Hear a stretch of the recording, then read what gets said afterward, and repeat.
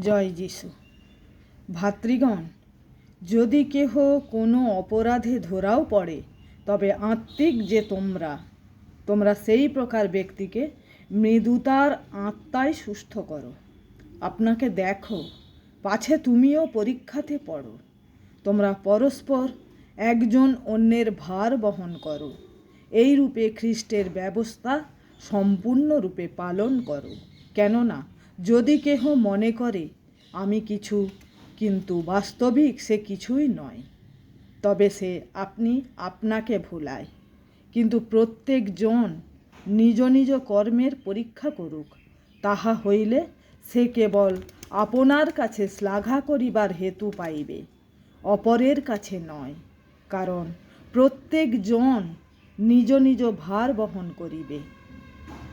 কিন্তু যে ব্যক্তি ঈশ্বরের বাক্য বিষয়ে শিক্ষা পায়, সে শিক্ষককে সমস্ত উত্তম বিষয়ে সহভাগী করুক। আমেন।